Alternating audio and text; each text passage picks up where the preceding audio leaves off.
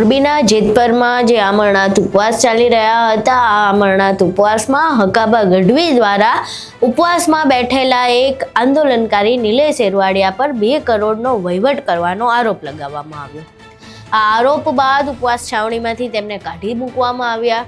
ત્યારબાદ જે પારણાનો નિર્ણય લેવાયો, એ પારણા બાદ જેતપરની જે ખેડૂત સમિતિ હતી તે તેમના ઘરે પારણા કરાવવા ગઈ હતી, પરંતુ નિલેશ એરવાડિયા અને તેમના પત્નીએ પારણા કરવાનો સાફ ઇનકાર કરી દીધો, કારણ કે તેમને સ્ટેજ ઉપરથી એક વ્યક્તિ દ્વારા કલંકિત કહેવામાં આવ્યા હતા। હવે જ્યારે ખેડૂતો તેમને પારણા કરાવવા ગયા, એમના અંગત મિત્રો તેમને પારણા કરાવવા ગયા, ત્યારબાદ નિલેશ એરવાડિયાએ પારણા કરી લીધા છે અને હવે જેમના ઉપર આરોપ લાગતા હતા તેમણે અન્ય લોકો પર આરોપ લગાવ્યા છે અને એવું કહ્યું છે કે વાજતે ગાજતે બધુંય બહાર આવશે।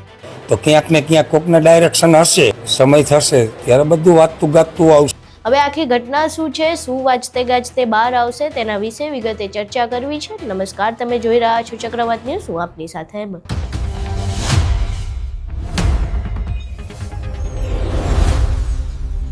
જેના ઉપર 2 કરોડના વહીવટનો આરોપ લાગ્યો હતો, એવા નિલેશ એરવાડિયાએ હવે પારણા કરી લીધા છે અને આ પારણા બાદ જ્યારે મીડિયા સાથે તેઓ વાતચીત કરી રહ્યા હતા, તેમાં તેમણે એવો આરોપ લગાવ્યો છે કે મને અહીંયાથી ઉઠાડી મૂકવા માટે કાવતરા કરવામાં આવ્યા હતા, કાવા દાવા કરવામાં આવ્યા હતા અને ક્યાંક કાવા દાવામાં એ લોકો સફળ પણ ગયા છે, પરંતુ જે હવે પાર્ટ 3ની જાહેરાત કરવામાં આવી છે, એ પાર્ટ 3માં જ્યાં મારી જરૂર લાગશે ત્યાં હું જોડાઈશ।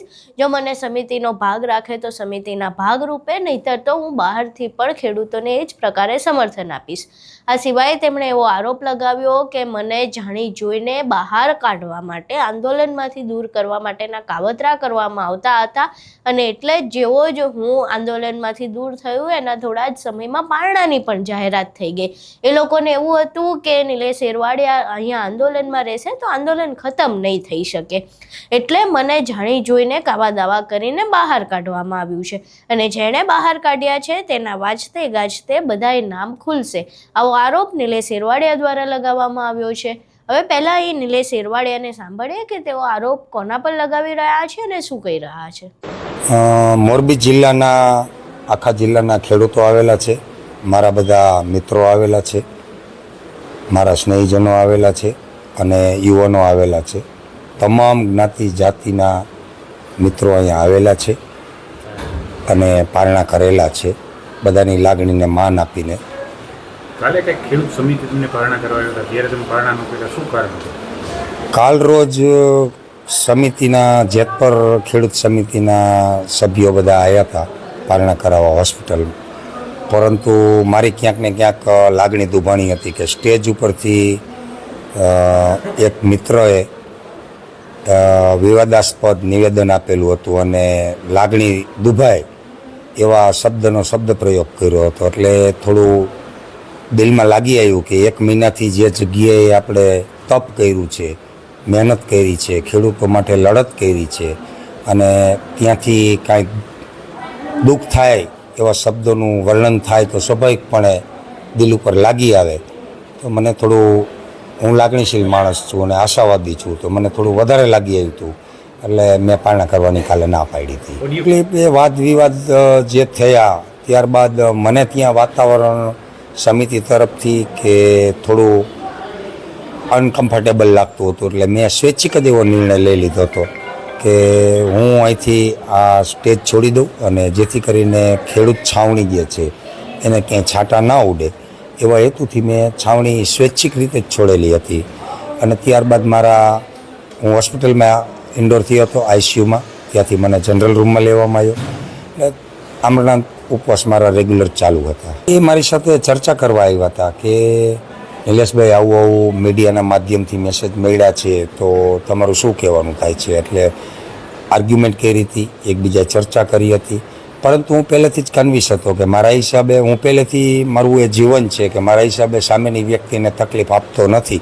તો આ તો ખેડૂતોનો પ્રશ્ન હતો, હજારો નહીં, લાખો નહીં, પણ કરોડો ખેડૂતોની આશા લઈને અને એની હું આગેવાની લઈને જ્યારે નીકળો હોય તો મારે મેચ્યોર રહેવું પડે કે ભાઈ મારા હિસાબે જો ક્યાંય તકલીફ થતી હોય તો મારે ખસી જવામાં હિતાવહ છે, સારી બાબત કહેવાય। હું તો પહેલેથી ખેડૂતો માટે લડું છું। દિલ્હી ટીકરી બોર્ડરે પણ 4.5 મહિના રોકાયેલો છું. 2.5 વર્ષ દિલ્હીમાં પણ આંદોલન કરેલું છે. અહીંયા જેતપુર છાવણી હતી એમાં પહેલા દિવસથી જોડાયેલો છું અને તન મન ને ધનથી જોડાયેલો છું સ્વૈચ્છિક, કે જેતપુરમાં મારું કશું જ નથી છતાંય હું જેતપુરમાં દિલથી જોડાયેલો હતો અને એક રામની ખિસકોલી બનીને જે એક આંદોલનમાં ભૂમિકા ભજવવી પડે એવી મેં વફાદારીથી નિષ્ઠાપૂર્ણ ભૂમિકા ભજવી છે. એ ગુજરાતના તમામ ખેડૂતો જાણે છે અને આવનારા પાર્ટ 3માં જે ખેડૂતો આયોજન કરી રહ્યા છે આખા ગુજરાતનું, બહુ સારી બાબત કહેવાય. આજે ગુજરાતની અંદર ખેડૂત જાગૃત થઈ ગયો છે, એક થયો છે, એકજૂથ થયો છે, સંગઠિત થયો છે અને આવનારા સમયમાં હજી જે માગણીઓ ઊભી છે એના માટે નવું સંગઠન બનવું જરૂરી છે. 18 વરણ તમામ જ્ઞાતિ જાતિ ધર્મ સંપ્રદાયનું એક મજબૂત સંગઠન બનવું જોઈએ, બિન રાજકીય, અને એમાં લીડરો એવા હોવા જોઈએ કે નીડર હોવા જોઈએ મારા જેવા, જે જાંબાજ હોય, કોઈના બાપથી ડરે નહીં, સરકાર સામે સલ્તનત સામે આંખ ઊંચી કરીને અવાજ કરી શકે. જોખેલું બોલવાવાળાથી આંદોલન થતા નથી. એટલે ક્યાંક ને ક્યાંક ઘણી બધી શંકાઓ થતી હોય છે, પણ જ્યારે લીડર તમારો નીડર હોય છે ત્યારે એને સાંભળવા માટે કે એના પ્રેઝન્ટેશનની રજૂઆતો લેવા માટે લોકો આવતા હોય છે અને લોકોનો જૂથ એક વિશ્વાસથી સમૂહ બનતો હોય છે. તો ક્યાંક ને ક્યાંક ત્રીજા ચરણ પાર્ટ 3 થવા જઈ રહ્યું છે તો વેલ એન્ડ ગુડ કહેવાય. મારી જ્યાં પણ જરૂરિયાત લાગશે કમિટીને, હું કમિટીમાં રહેવાનો પણ આગ્રહ રાખીશ જો મને સ્થાન મળશે તો. અને જો સ્થાન નહીં મળે અને કમિટી પોતે કાંઈ નિર્ણય કરશે અને કમિટી પાર્ટ 3 ચાલુ કરશે તો એમાં પણ હું મારી ભૂમિકા નિષ્ઠાપૂર્વક ભજવીશ. દૃષ્ટિએ પહેલા દિવસથી જ ક્યાંક ને ક્યાંક જોખીને બોલવું, સરકારનો વિરોધ નહીં કરવો, નેતાઓનો વિરોધ નહીં કરવો, આ બધા સૂચનો ક્યાંક ને ક્યાંક એવું દર્શાવે છે કે કોઈના ડાયરેક્શન નીચે અથવા તો કોઈનું કીધું કરીને અથવા તો કોઈને બદનામ ન કરવા એવા હેતુથી જ ખાલી આપણે આંદોલન કરવું અને આપણી માગણીઓ ખાલી લઈને મૌન થઈને માર્મિક ભાષામાં બોલવું. તો આંદોલનની વ્યાખ્યા જે હોય છે કે આંદોલન અસરકારક થાય એને આંદોલન કહેવાય.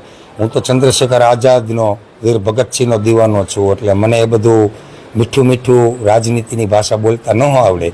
જેના ડાયરેક્શન નીચે જે લોકોએ આંદોલન તોડવાના પ્રયાસો કર્યા છે, જે લોકોએ મને અહીંયાથી ઉઠાવવાના પ્રયત્નો કર્યા છે, ઉઠાડવા માટેના કારસાઓ રચ્યા છે, આપ સૌ મીડિયા મિત્રો પણ જાણો છો કે નિલેશ એરવાડિયા કેમ કરીને આ સ્ટેજ છોડે, નિલેશ એરવાડિયા કેમ કરીને વેચાય, કેમ કરીને દાગી બને, એની લોકો 10 દિવસથી રાહ જોતા હતા.